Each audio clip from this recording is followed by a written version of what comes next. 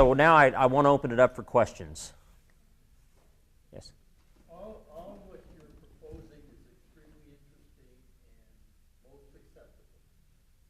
But I remember the advice when I first joined WWA, and that was after you publish your first book, don't quit your day job.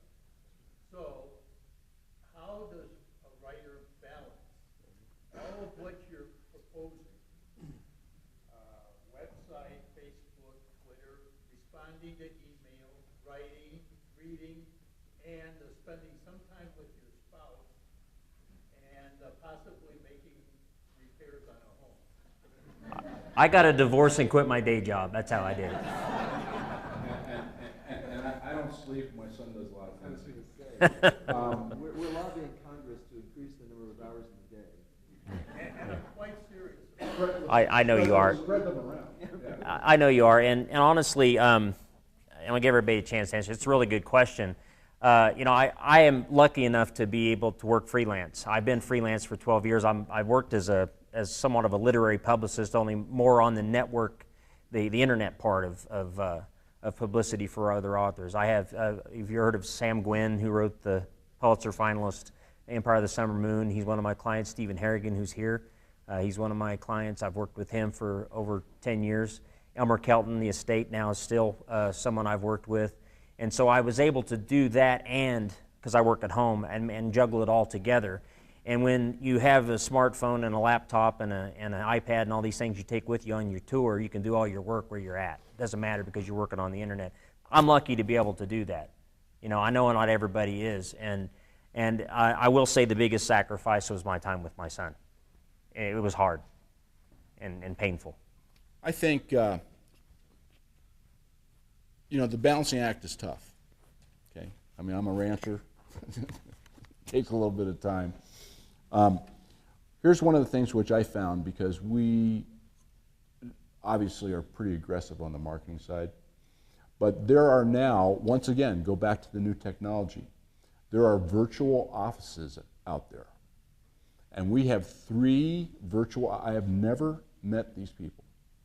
They are voices once in a great while at the other end of a phone line, one with a New York accent, one with a Texas drawl, and one with some kind of Southern California twang. I haven't really placed it. But the bottom line is these guys, these gals actually work for between 10 and 20 bucks an hour. They are wizards at what they do. One is a specialist in social media and does all our tweets, Twitters, twats, whatever. I promised myself I would never, I'm a romance writer.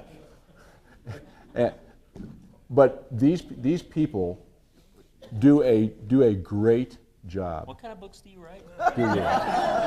Historical Western romance. You just went over the line. In any event, these people are skilled at what they do. That is their area of expertise.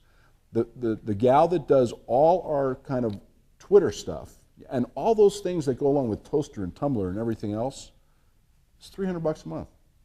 She handles everything. She does all the tweets.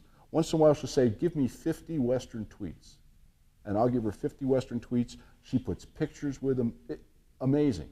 We have another gal that kind of does all the media stuff. Okay, the publishers do split that cost with me because that's almost a full-time job right now. But she sends out the query letters, the books that a radio station may want or that a TV station may want, and that costs me roughly about $800 a month after the split. I mean, it's not much when you think about your time. If your time's worth 25 bucks an hour, for many of these people, $800. Yeah, right. No, I understand. But you know what? You don't have to do $800 a month. Have her work for you for 4 hours a month at 15 bucks an hour. You'd be amazed at one of these people who are skilled at what they're doing, how much work they can do in an hour. I'm astounded because what they do in an hour would take me a day. Okay? And then the last thing that I'll tell you is that enlist the help of your kids. I'm serious. My kids have to have kids. Assuming that you have kids and they have some skills, ask them to help you for a couple hours a week. My daughter happens to be great at graphic art. She's done, look, guys, you have a big team out there. Remember the top of the funnel? get the top of the funnel to work toward the point of sales of the book. Even if your daughter designs your business card, if your son can go make a delivery or go to the post office for you when he's going to school, this all helps. Okay? I mean, it's little things, but it's like I said at the beginning, it's little things that make the cumulative effect. Another question? Yes. Yes. What hasn't worked? What have you found to be a waste of time? One of the things which I think didn't work at all was kind of a mass emailing on one of our book releases that was not targeted. Okay, we got sucked into the siren song of a mass emailing that was not targeted, but it was a lot of people. I mean, it was like 7 million emails. Now, it sold some books, but it was nowhere near as effective, and it was twice as expensive as a much smaller targeted emailing list to, let's say, readers of Westerns who own rural property who have a horse. You know what I'm saying? So I would not get sucked into, we can send out 10 million emails for you for $5,000 because it's way less effective than sending out 200,000 targeted emails for a tiny fraction of that. Let me just say something. It needn't cost that much. Let me tell you how. I agree. There's a man named John Locke who more or less was the first person to sell 1 million ebooks. And he did it very simply. This is what he did. He wrote, it's kind of ironic now because of what happened at Penn State. Sadly ironic. Mm-hmm. He wrote a paean to, oh, come on, who's this coach at Penn State? My God, Joe Paterno. Yeah. I just totally blanked out. To Joe Paterno, and he got in touch with the Penn State Alumni Association. And he said, I've written this really great essay about Joe. Would you look at it, and if you think it's worthwhile, maybe you'd like to show it with your alumni people. They read it, they loved it, they sent it to every person in the Penn State alumni email database. At the end of the essay, Locke had his email address and said, if you'd like to get in touch with me, or if you'd like some other things that I've written, why don't you email me? He had a system to harvest those email addresses as they came in. In effect, he got the majority of the Penn State Alumni Association email address. Millions. Well, perhaps not. A million people haven't gone to Penn State, but certainly hundreds of thousands. Now he had the addresses. And now he had a thriller that he was releasing as an ebook. And he sent emails, the same email, to all the people that had got in touch with him, saying, you know, you like my thing on Joe. I'm this struggling thriller writer, and I have these books that I'm selling for 99 cents. What the hell, what's 99 cents? Would you buy my book? And they did. And he began to get a system going in which it's called harvesting email addresses. And if you have the addresses, then you can, assuming it means they're interested in you, and you can then turn around and get in touch with them to promote your work. Doesn't cost a dime. And he sold 1 million books. I want to jump in for just a moment. The harvesting actually is through autoresponders. And yes, you can set that up. It does cost money to set up an autoresponder. If you're on AOL or Yahoo or whatever deal you're on, if you send out more than 80 emails in a day with the same subject line, and obviously you can't change the subject line in every email, you'll be there your whole life, you will go into spam. They can actually shut down your account. So to harvest emails, you have to have the right technology on your website so that when somebody comes in, they can subscribe. Constant Contact is the best. Constant Contact, MailChimp, Aweber. There are a number of great systems to use, each one with different advantages depending upon what you're doing. And some of them can even sort for you. There's even a system called SurveyMonkey. And to keep your base involved, because this what's being talked about here is your highest conversion rate. You will get a 50 to 60 to 70% conversion rate on your personal email list because these people know you. You're handing them the book. It's not just your friend handing them your book. But it does take some money to set up, and it does take some money to administer. Obviously, it's less money than buying a list or having a list mailed for you. And so you might want to look into that.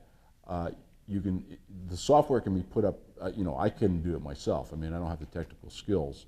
But once it's set up, then you want to drive people to your website so that you can harvest those emails, because that becomes your best base. That's your best sales base. It's you handing them the book.